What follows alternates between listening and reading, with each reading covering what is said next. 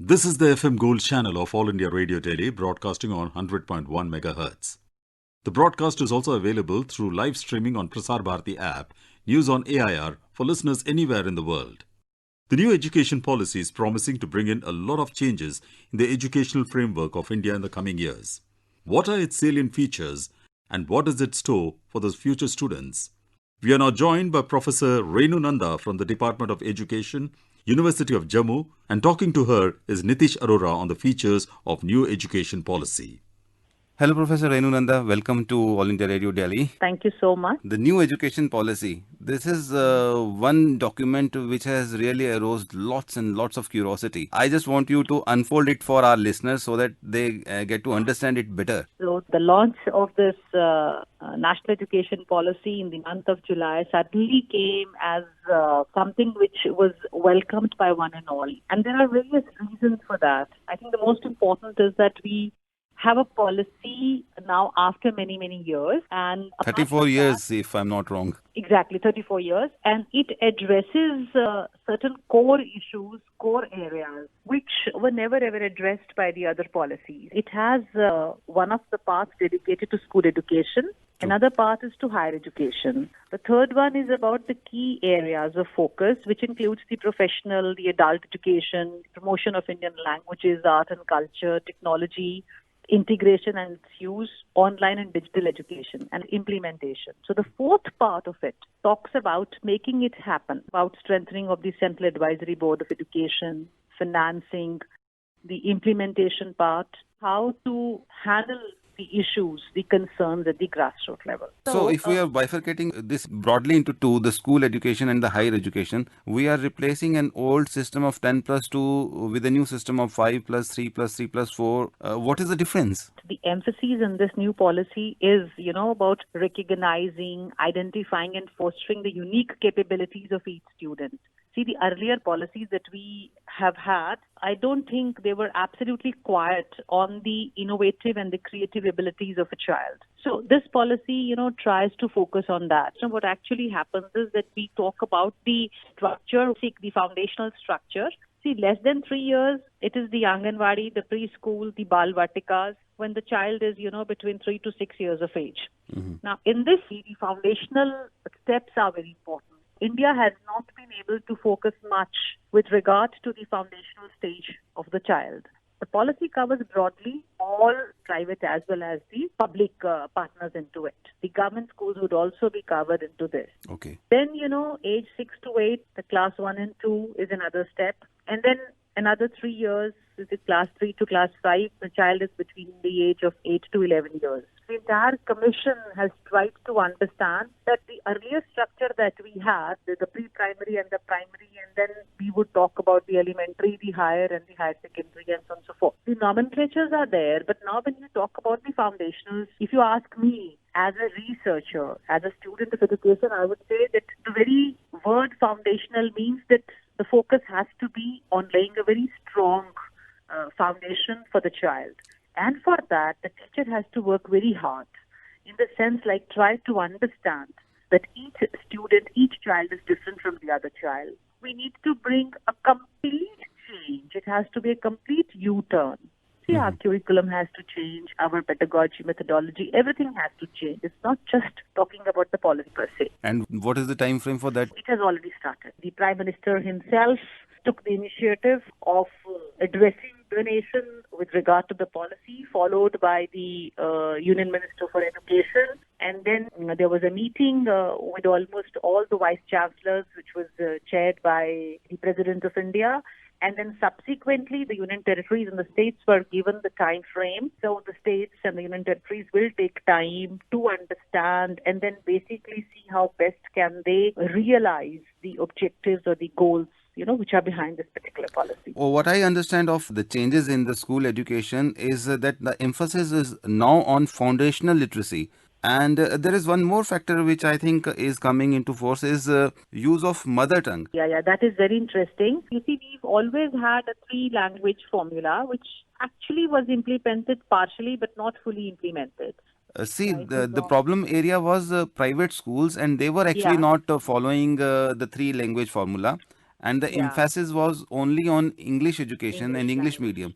Yeah. Will that change now with this new education policy? It has to change in a big way because, as it is, I said that the third part of the policy, which talks about the other key areas of focus, has, like a promotion of Indian language is one of the important areas which has been highlighted here in the policy per se. So, Indian languages, art and culture. And that is on And board for all educational institutions. absolutely, on board for everyone. Language is one part of it. Mhm. Apart from that, the focus is also on multidisciplinarity and holistic education, which means that, there will be no watertight compartments.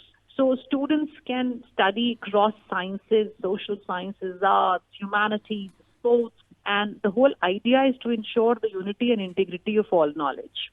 Then, there is also, like I said, emphasis on creativity and critical thinking. Because what is happening at the school level is children start cramming up. Right from ABC to 1 to 3, it's all crammed. So now the policy is very, very strict with regard to rote learning and rote memory. That's why there is emphasis on critical thinking and also on trying to make every child reflective, is to see, understand as to why this particular response is being given to this particular question. Mhm. Then the policy also lays a stress on synergy in curriculum across all levels of education, which is very interesting, right from early childhood care to higher education. But this policy says that we need to bring them together. It's like building blocks one after the other. So whatever a child does in the school needs to be also understood by the teachers in higher education. And in higher education, what will happen is that the same students, when they come to higher education to do their internship, to do their practicals, and to also have a feel of the field work, I think school is the largest experimental area that we can have, the largest field where these children can do their internship. Now, when we say that there will be no rigid separation between academic streams at the school level, in the earlier system, we had that people coming from art stream can further go for graduation in arts, then the science stream can go in the science.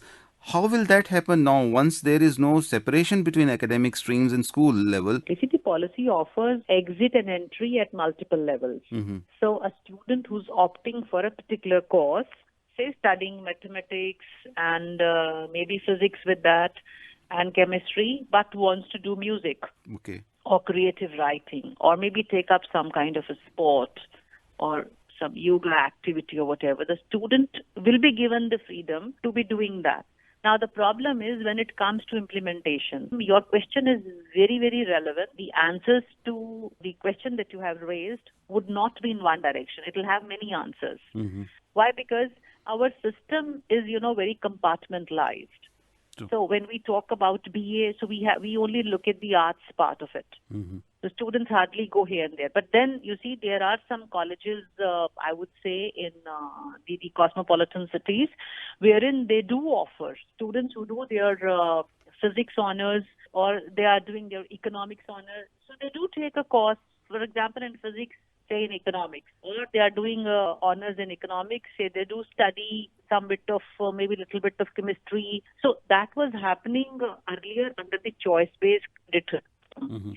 But that has created confusion all over the country, basically because our system is not ready to take that kind of, I would say, multidisciplinarity. So we have to first prepare the teachers. We have to see that the syllabi, the teaching, the pedagogy, the training, all that is put in place, and then this has to be launched. So if we start right from the grassroots level and then gradually escalate, go up. I think that the policy was launched with that purpose only, that we gradually scale up, we gradually go up. Again, the question is of getting admissions to the colleges. Percentage that you have scored in your school education will come into factor. So, how is that going to be?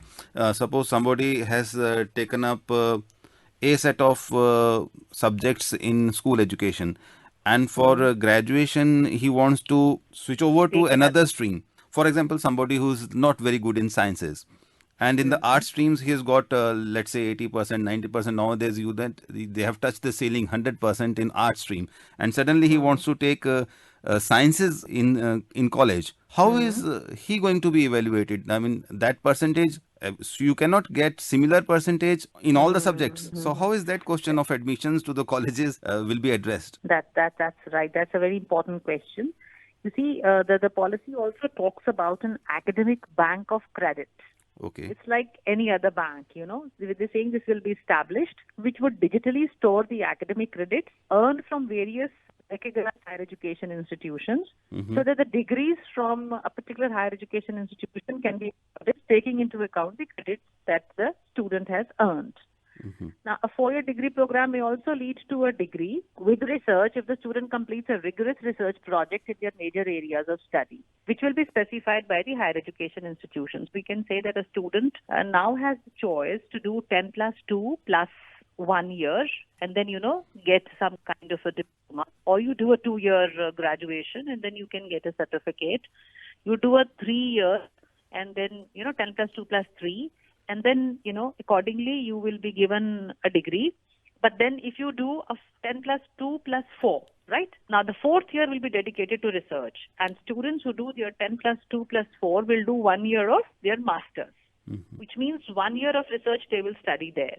Like I said, if the credit bank is established, a particular student who takes admission after 10 plus wants to study just for 1 year and, kind of gets a job somewhere or goes for an internship and decides to come back to the system. So whatever number of credits that particular student has earned will be deposited will be in that particular bank, the academic bank. And after 2 years or 3 years, whenever this particular individual wants to come back and join back, can come back and those credits are already there.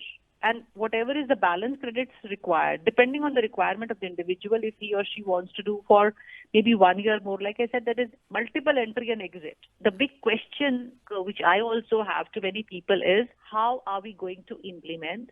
Because in a country like India, wherein we have, as it is, a lot of diversity, and apart from that, are our teachers ready? Do we have the mechanism in place? So I go back to that we need to prepare,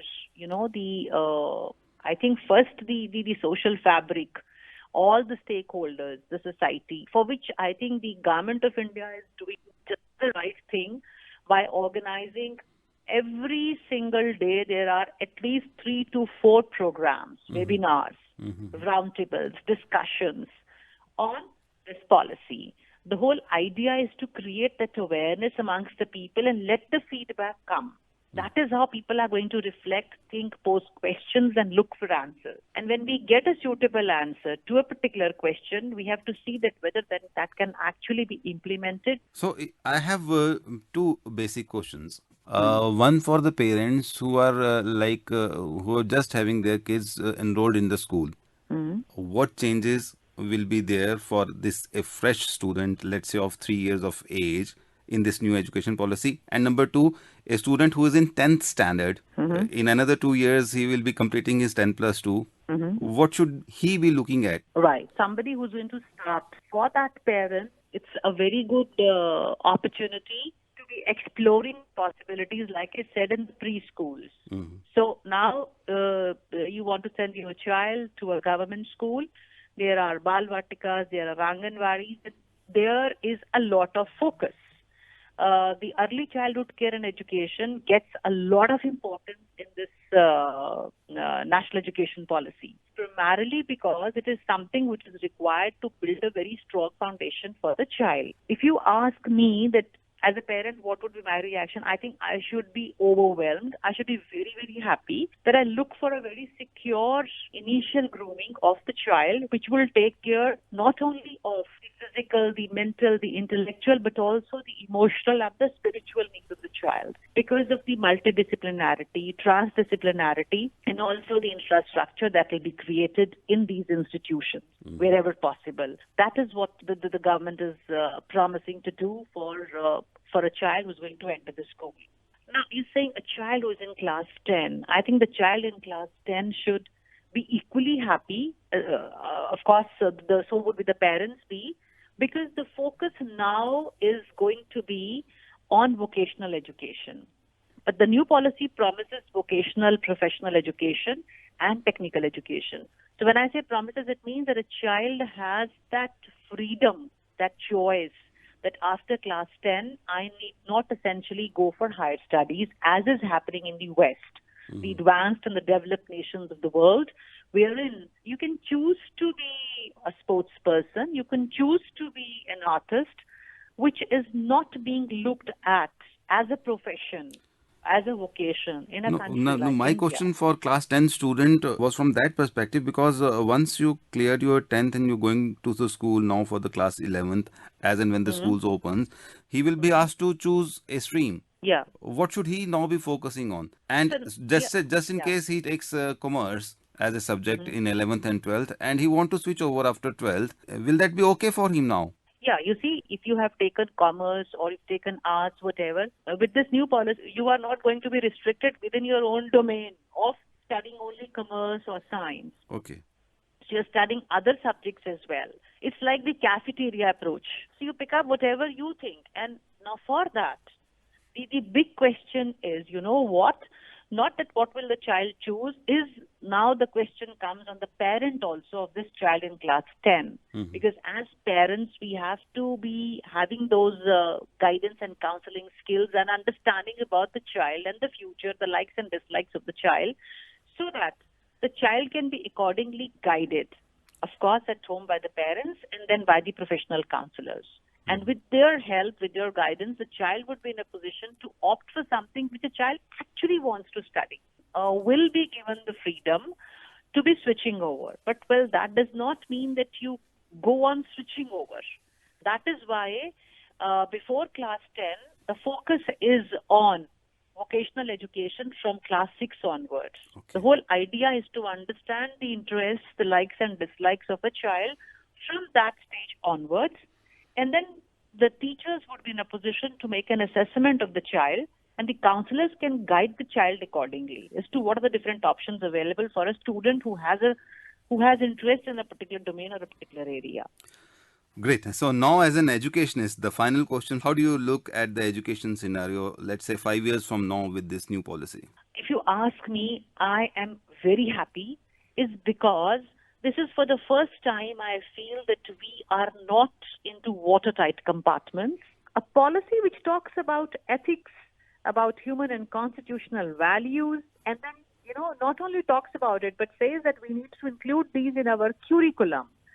We have to promote multilingualism, and the power of language in teaching and learning is, highly focused. Absolutely. Then life skills, communication, cooperation, teamwork, resilience.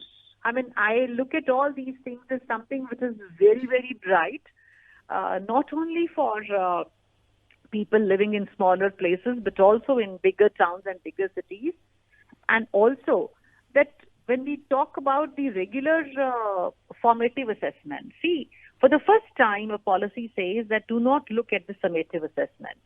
So I think that will change the total culture which we had of the coaching culture in our educational institutions.